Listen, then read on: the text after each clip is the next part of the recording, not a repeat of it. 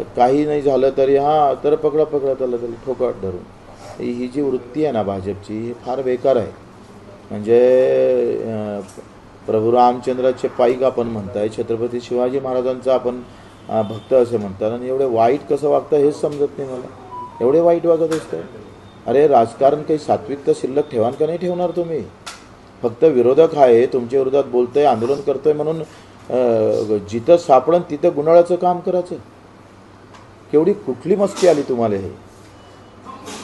यांनी चले चपाट्याला सांगून ठेवलं खाली का रोज बच्चू कडूच्या विरोधात बोलायचं, रोज काही ना काही बोलल्याशिवाय त्याला ठेचायचं. जो महाराष्ट्रभर फिरतं ना त्याला पहिले अमरावती जिल्ह्यात ठेचा, आणि मग त्यांना पदं भेटतात लगेच.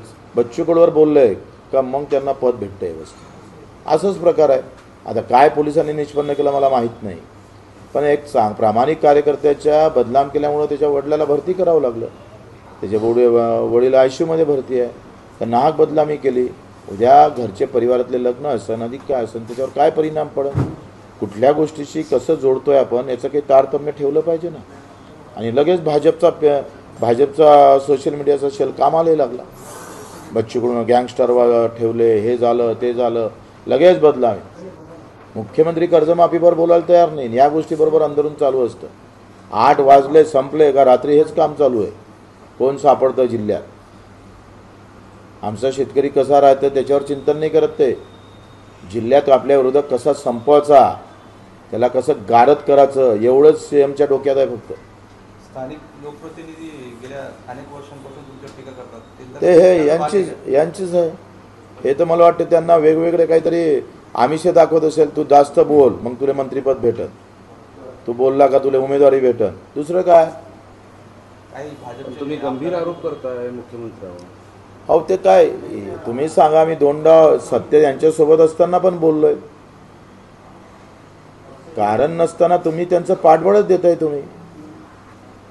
तुम्ही अशा पद्धतीचे वाचाळवीर जे प्रत्येक जिल्ह्यात निर्माण केले ना त्याचे परिणाम भोगावं लागत. आणि एवढं वाईट राजकारण कोणी करत नाही. 2 कामं कमी केलं तर चालतंय, पण आपल्यामुळं कारण नसताना कोणाला वाईट केलं जात असं, लोक अशा प्रकारचे मागं लावून दिले जात असेल तर ते चुकीचं आहे ना. जबाबदार कोण आहे आणि काय कारवाई होईल? हे सगळे सीएम साहेबच जबाबदार आहे. मुख्यमंत्र्याला तेच काम आहे. लहान गोष्टीसाठी फोन करतोय जिल्ह्यामध्ये. लहान गोष्ट असली का लगेच सीएमचा फोन असतो. आमची इथं DDR, मी बँकेचा अध्यक्ष आहे, तर त्या DDRला त्या तुमच्या जेटीला महिन्यातून 1 फोन तर मुख्यमंत्र्याचा असतंच. बच्चू कडू सापडतं का?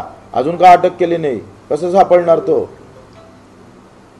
बच्चू, शेतकरी आत्महत्या खूप वाढल्या आणि खास करून अतिवृष्टी सुरू झाल्या तेव्हापासून रोज मराठवाड्यात 1-2 शेतकरी आत्महत्या करतात सगळं, आणि अजूनही हवी तशी मदत शेतकऱ्यांना मिळत नाही, आत्महत्या वाढतात. काय होतंय का एकंदरीत शेतातलं चित्र पाहिलं का मन खचून जातं, आणि मग एकदा मन खचल्यानंतर दुसरा एक आधार सरकार म्हणून असतं ते नाही राहिलं. एकदा सरकारनं असं म्हटलं असतं का तुम्ही काही घाबरू नका, आम्ही पूर्ण मदत करू, उभं करू, वर्षभर उभं करू, आणि पुढच्या वर्षी बियाण्यासाठी पण तुम्हाला ताकद देऊ, असं न बोलता अजितदादा म्हणतोय सोंग करता येत नाही. काय आधार राहील शेतकऱ्याला? तुम्ही जे म्हणता इकडे पैसे नाही म्हणतोय मुख्यमंत्री, आज करू उद्या करू. अरे तुम्ही किती मदत करणार आहे, कशी करणार आहे, कोणासाठी करणार आहे? तुमचे पंचनामे सरसकट काय तुम्ही मदत करत नाही? महाराष्ट्र सगळ्या इकडे पावसानं धुतल्या गेला आणि तुम्ही आता पंचनामे करायला लागले.